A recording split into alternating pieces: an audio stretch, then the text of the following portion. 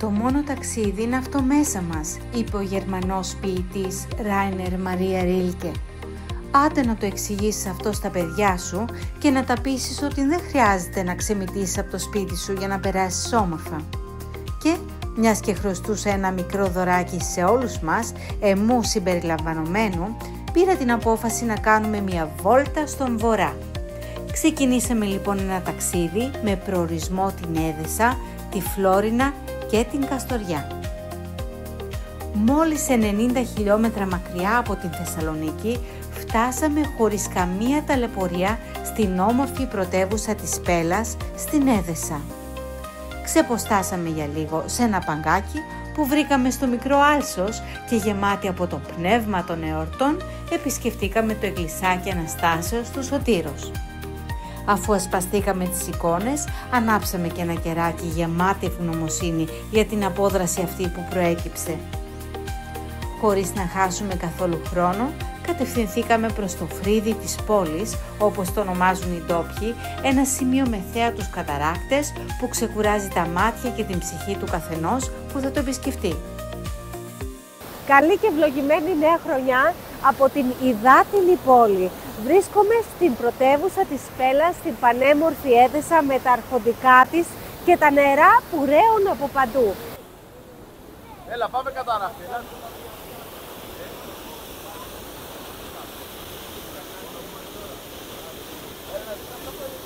Κατά περίεργο τρόπο, αυτός ο καταράχτης, παρότι είναι τόσο ορμητικός και ηχεί στα αυτιά σου, ηρεμεί και την ψυχή.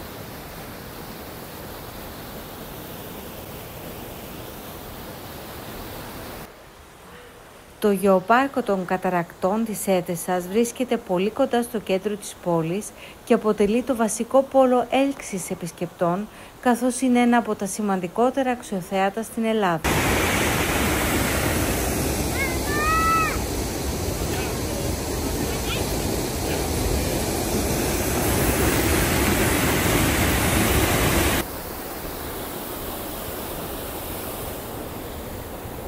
Το σκαλοπάτι όπου πατάει ο Θεός για να φτάσει στον ουρανό, σύμφωνα με τον Έλληνα συγγραφέα Μενέλα Ολουντέμι.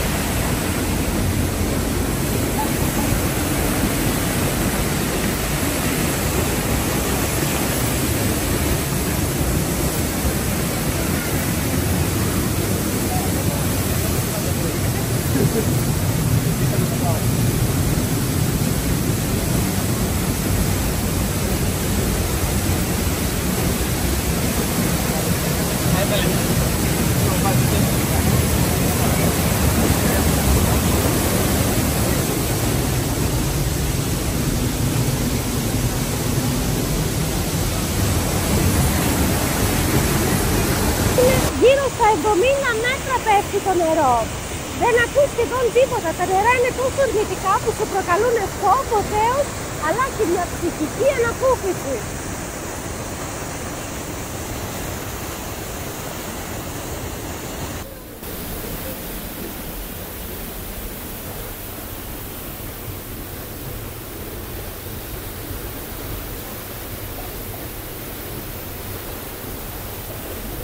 Από τους 12 συνολικά καταράκτες, οι 2 είναι ορατοί και επισκέψιμοι.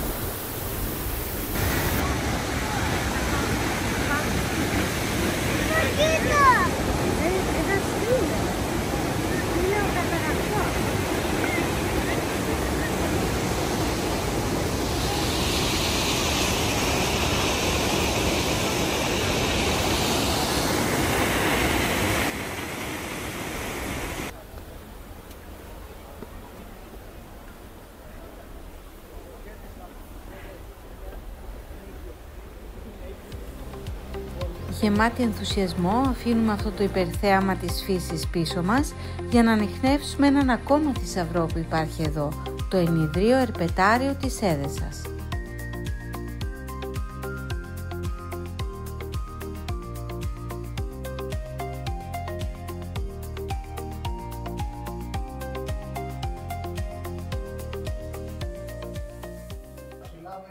Βρίσκομαι στο Παλάτι των Ερπετών, στο πανέμορφο ενιδρίο ερπετόριο μέσα στην Έδεσα. Ελάτε να δούμε τι περίεργους θησαυρούς κρύβει αυτό το παλάτι.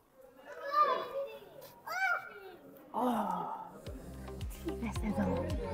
Πω, ένα φιδάκι.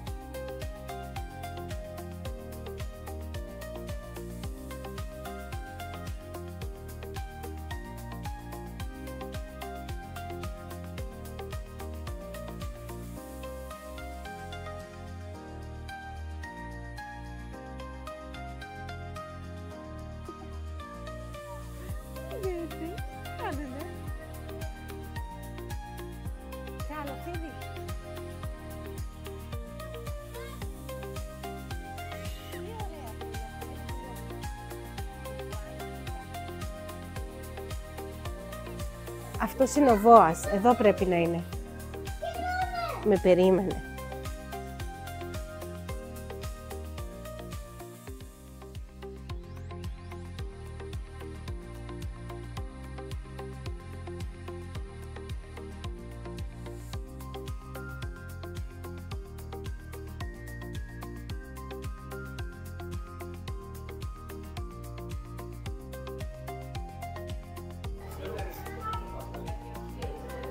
Βρίσκομαι μπροστά από τα ιγκουάνα, είναι τα αγαπημένα μου ερπετά, διότι έμαθα ότι είναι τα πιο συναισθηματικά και ευαίσθητα ερπετά. Τα ιγκουάνα δεν είναι επιθετικά και μπορούν να εξημερωθούν εύκολα. Για την εξημέρωσή τους, βασική προϋπόθεση είναι να υπάρχει επαφή με τους ανθρώπους του περιβάλλοντος του σε καθημερινή βάση.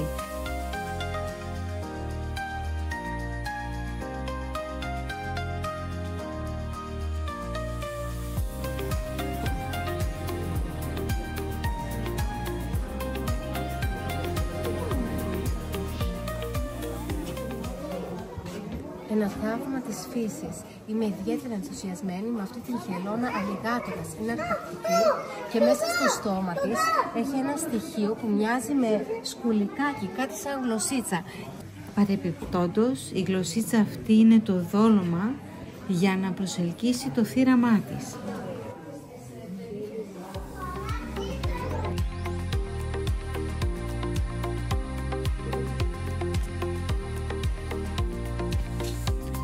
Βγαίνοντας από το ερπετάριο δεν καταλάβαμε καν πότε ήρθε κιόλας το σούρουπο. Καταφύγιο για την πρώτη και την δεύτερη νύχτα στο ταξίδι μας στον βορρά βρήκαμε στην Φλόρινα και ομολογώ πως ήμασταν ιδιαίτερα τυχεροί, μιας και λόγω των ημερών υπήρχε μια πληρότητα σε ξενοδοχεία.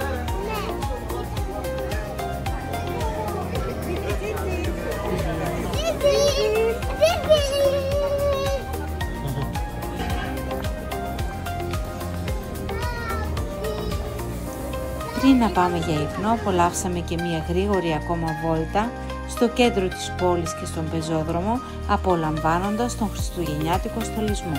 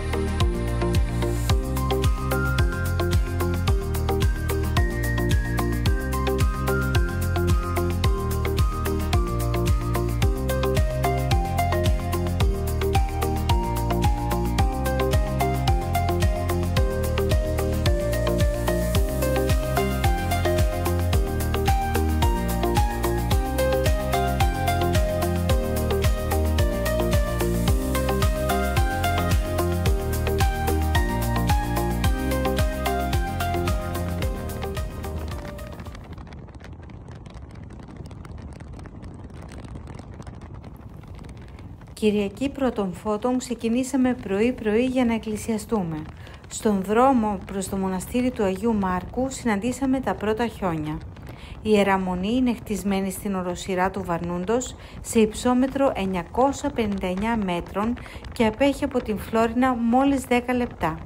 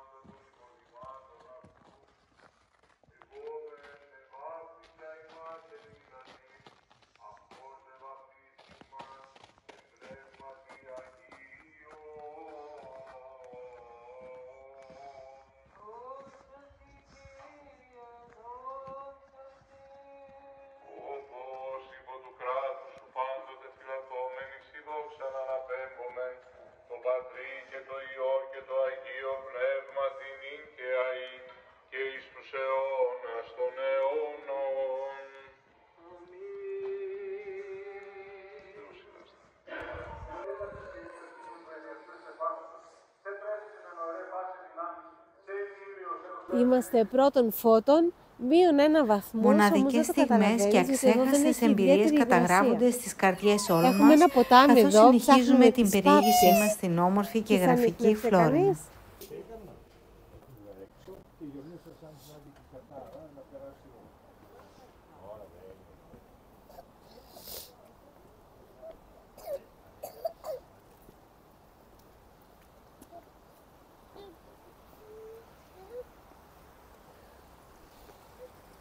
Βρίσκομαι στην πανέμορφη πόλη του Βορρά, στην Φλόρινα.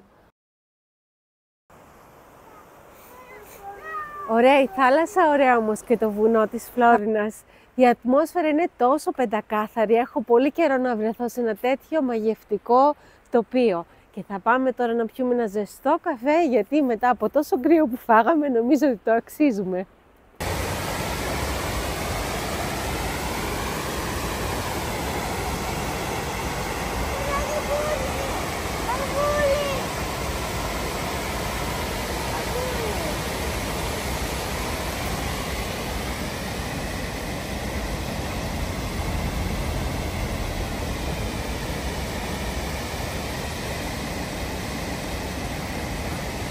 Μία βόλτα κατά μήκος του ποταμού Σακουλέβα ανταμείβει τον επισκέπτη και δεν ξαφνιάζουμε με το γεγονός ότι εδώ υπάρχουν πάρα πολλοί καλλιτέχνες, συγγραφείς και ποιητές.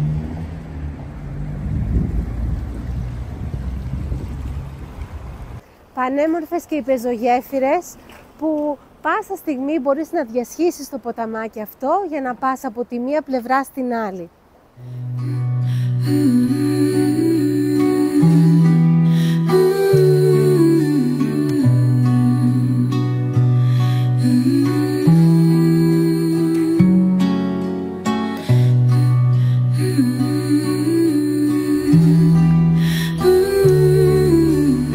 Ανέκαθεν με εγωίτευε η νεοκλασική αρχιτεκτονική.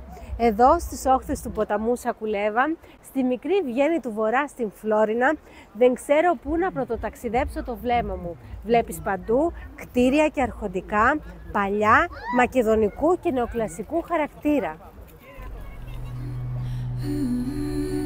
Εγκαταλείπουμε σιγά σιγά τη μοναδική Φλόρινα με τα κάλλη της για να κατευθυνθούμε προς το Μοχώρι, ένα κριτοχώρι που είναι και γνωστό υπό την σλαβική του ονομασία Πεσόφνιτσα. Η πρώτη στάση είναι η Ιερά Μονή του Αγίου Γεωργίου, μια πολύ παλιά εκκλησία κτισμένη το έτος 1730. Έρχομαι για πρώτη φορά εδώ με τα 3 μου παιδιά στα κημητήρια για να αποδώσω φόρο τιμής στους γονείς μου.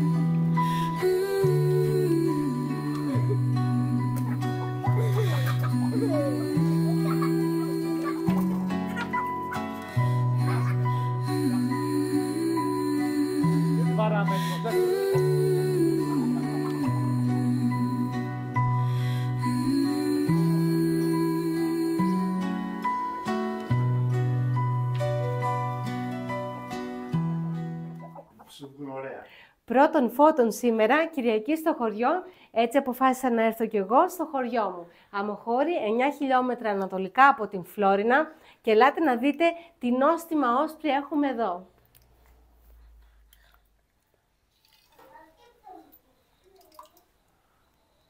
Γεια σου ρε Τζίμι, γεια σου ρε Μάγειρα, γεια σου ρε Ζωή.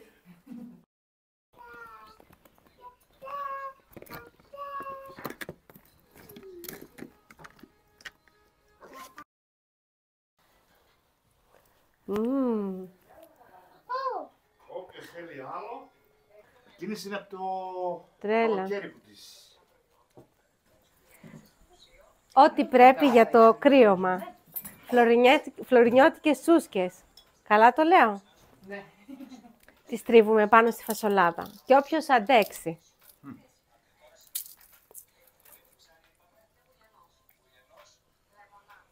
Ό,τι βλέπουμε στο τραπέζι είναι εδώ από τα παιδιά.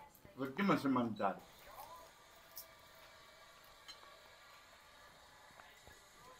Τέλειο. Καίει λίγο. Τσιπουράκι. Για σβήσιμο. Και εκείνο καίει λίγο.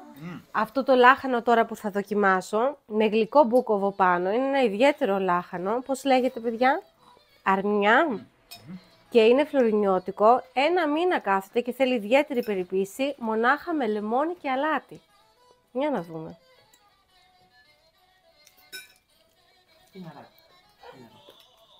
Μ' αρέσει η Κυριακή στο χωριό.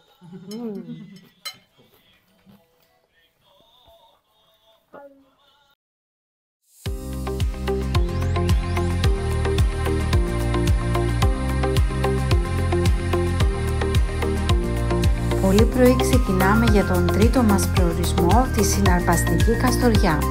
Ο δρόμος από Φλόρινα για Καστοριά είναι γεμάτος τοπογραφικά τοπία που σε συναρπάζουν.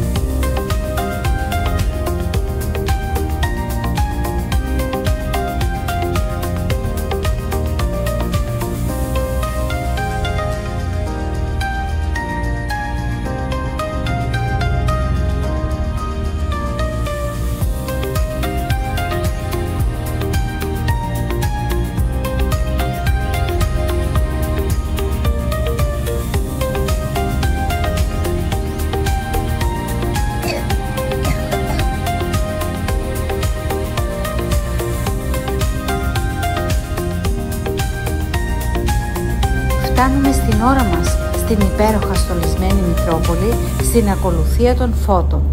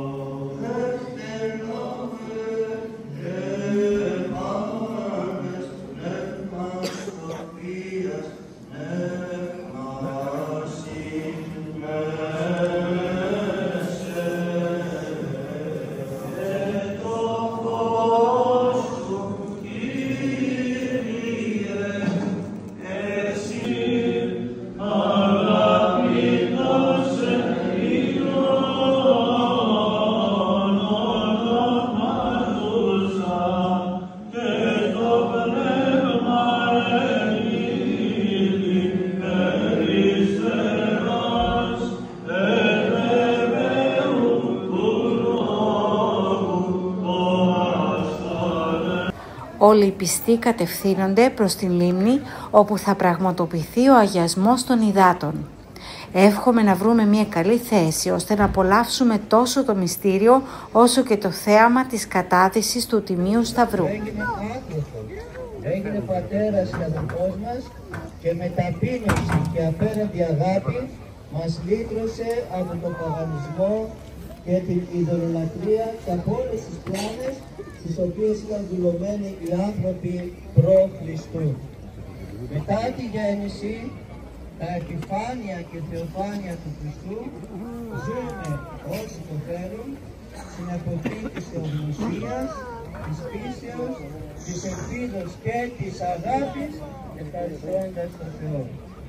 Αυτοπτιζόμενος σου, Κύριε, και της Τριάδος εφανερώσεις προσκυνήσεις, το βεργενικόρος η φωνή προς εμαρτύρηση, αγαπητός Υιόν ονομάζουσα, και το πνεύμα ενίδη περίστε. Παπά, αυτό τρώγεται. Μόνο τα πουλάκια. Το μυστήριο του αγιασμού ολοκληρώθηκε, είμαστε χαρούμενοι, ευχόμαστε ο ένας τον άλλον καλή φώτιση και του χρόνου και αποφασίζουμε να κάνουμε μία βόλτα με τα πόδια στη λίμνη της Καστοριάς.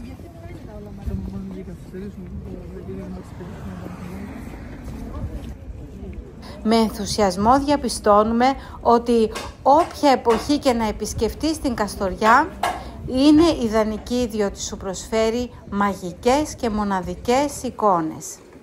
Παρατηρούμε τις βαρκούλες μέσα στη λίμνη, αλλά και τα πουλιά, τα οποία φαίνονται τρομερά εξημερωμένα.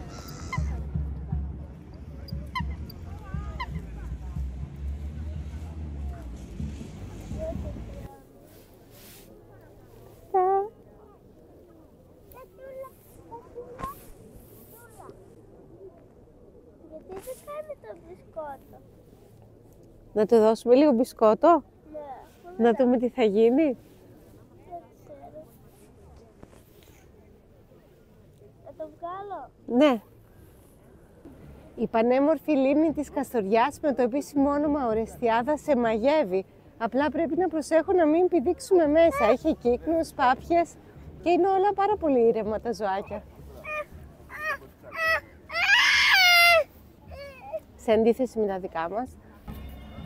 Η γωνιά αυτή της Δυτικής Μακεδονίας, η Καστοριά, είναι τόσο όμορφη και μάλιστα ανταμώνοντας εδώ την λίμνη Ορεστιάδα, την λίμνη της Καστοριάς, γίνεσαι φυσιολάτρης αν δεν είσαι ήδη. Είναι η ομορφότερη λίμνη μέσα στα Βαλκάνια.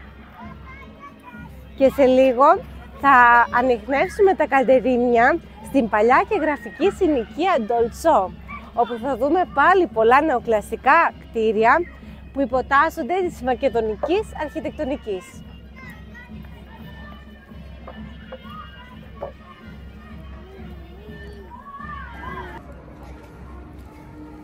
Ντολτσό σημαίνει γλυκό. Δεν είναι τυχαίο που οι παλαιοί Καστοριανοί ονόμαζαν έτσι τη γραφική αυτή συνοικία που δεσπόζει επιβλητική στη νότια πλευρά της πόλης. Στο Ντολτσό αποτυπώνεται απόλυτα το λαμπρό παρελθόν της Καστοριάς. Τα μεγαλοπρεπή αρχοντικά του 17ου και 18ου αιώνα αποτελούν αδιάψευστο μάρτυρα του οικονομικού πλούτου της εποχής λόγω της εμπορίας χουναρικών. Ξεχωρίζουν οι παλιές εκκλησίες και τα μακεδονίτικα αρχοντικά. Θεοφάνεια σημαίνει στην Καστοριά πάντοτε και το τριήμερο των καρναβαλικών εκδηλώσεων στην πόλη τους από τις 6 ως τις 8 Ιανουαρίου. Πρόκειται για τα φημισμένα ραγκουτσάρια, ένα έθιμο που χάνεται στα βάθη των αιώνων και αποτελεί αναβίωση των αρχαίων διονυσιακών τελετών.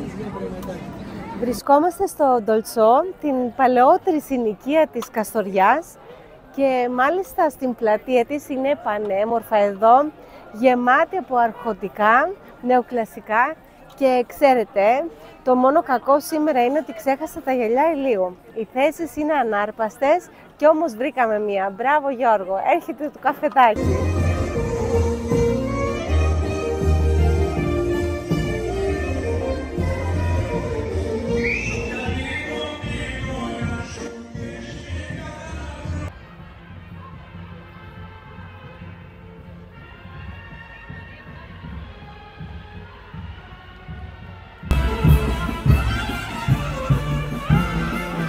τη δουλειά μας, παιδιά, είμαστε στην ουρά και στεκόμαστε να φάμε ένα ωραίο σουβλάκι. Όλοι χαίρονται, όλοι γιορτάζουν και είναι χαρούμενοι και κυρίως ενωμένοι.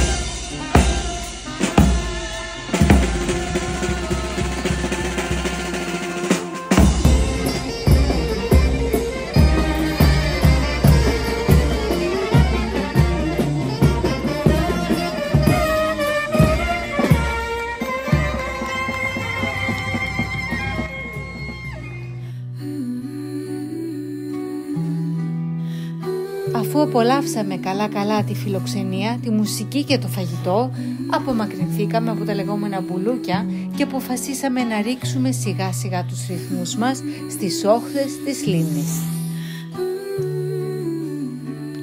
Αν και χρωστούσα επίσκεψη στο μοναστήρι μιας οσίας μορφής στην Αγία Σοφία την Κλεισούρα, επιφυλάσσουμε για την επόμενη φορά που θα έρθουμε στην Καστοριά, μιας και η Ιερά Μονή Γεννήσεως της Θεοτόκου, όπου ασκήτευσε η Οσία, απέχει 34 χιλιόμετρα από την Καστοριά. Αποφασίζουμε λοιπόν να ανιχνεύσουμε ένα άλλο μοναστήρι της Παναγίας, έναν αληθινό βυζαντινό θησαυρό που βρίσκεται μονάχα 4 χιλιόμετρα από το κέντρο της Καστοριάς, σε μια τοποθεσία με αιωνόβια πλατάνια πλάι στη λίμνη.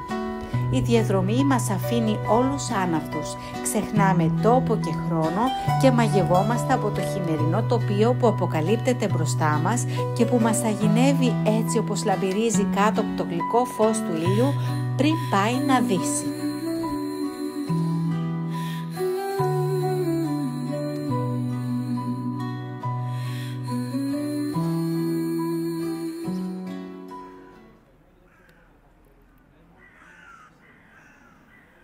Με το φως της ημέρας, ίσα που προλαβαίνουμε να επισκεφτούμε την Ιερά Μονή της Παναγίας Μαυριώτισσας. Το όνομά της το έχει πάρει από το χωριό που βρίσκεται απέναντι, Μαύροβο λεγότανε τότε, σήμερα ονομάζεται Μαυροχώρη, και ελάτε να δούμε μαζί τη βυζαντινή εικόνα. Το μοναστήρι αυτό ιδρύθηκε το 1082, 10ος αιώνας δηλαδή, και αυτή είναι μία από τις δύο γνήσιες εικόνες της. Θα δούμε κιόλας ότι έχει υποστεί μαζί με τις υπόλοιπες τοιχογραφίες, αγιογραφίες, τουρκικό βανδαλισμό, διότι τότε πίστευαν οι Τούρκοι ότι οι Άγιοι μας παρατηρούν με τα μάτια τους. Κάτι το οποίο είναι οξύμορο, διότι αν και δεν πίστευαν, υποτίθεται, αφαιρούσαν τα μάτια από τις τοιχογραφίες. Στο κάτω τμήμα πάντα τοποθετούντουσαν οι στρατηγοί Άγιοι. Εδώ θα δούμε τον Άγιο Γεώργιο και τον Άγιο Δημήτριο. θα δούμε και μια πολύ σπάνια αναπαράσταση του Αγίου Ιωάννη του Θεολόγου, το οποίο εδώ βρίσκεται η παράσταση της μετάστασης. Πρόκειται για τον επιστήθιο μαθητή του Χριστού, τον αγαπημένο του Άγιο, ο οποίος μαζί με το σώμα του ανέβηκε προς τους ουρανούς. Μπαίνοντας στο παρεκκλήσι αυτό, θα δούμε μια σπάνια παράσταση, διότι δίπλα από την εικόνα του Χριστού συνήθως βλέπουμε τον Άγιο Ιωάννη τον Βαφτιστή. Ωστόσο, στο παρεκκλήσι αυτό, που δημιουργήθηκε μεταγενέστερα της Βυζαντινής περίοδου, το 1452, θα δούμε τον Άγιο Ιωάννη τον Θεολόγο πλέον σε μεγάλη ηλικία, καθώς γράφει την Αποκάλυψη και το Ευαγγέλιο του Ιωάννη.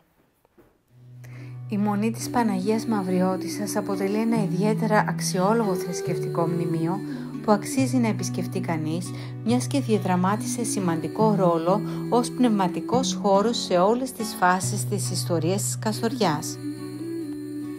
Ξεχωριστό ενδιαφέρον παρουσιάζουν οι τοιχογραφίες που διατηρούνται στο παρεκκλήσι του Αγίου Ιωάννη του Θεολόγου.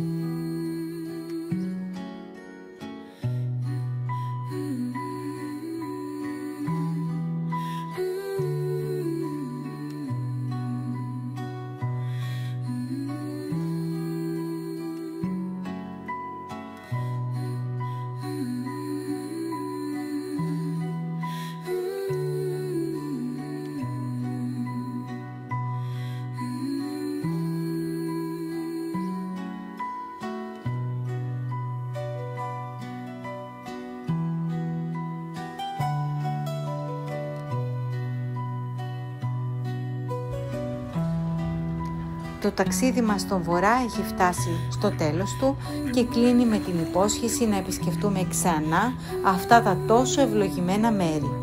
Οι πάπιες που κολυμπάνε αμέριμνες στη λίμνη της Καστοριάς μοιάζουν λες και μας αποχαιρετούν και εγώ σας ευχαριστώ που με συνοδεύσατε σε αυτή μου την περιήγηση. Θα χαρώ να σας δω ξανά στο επόμενο μου βίντεο, γι' αυτό εγγραφείτε στο κανάλι μου.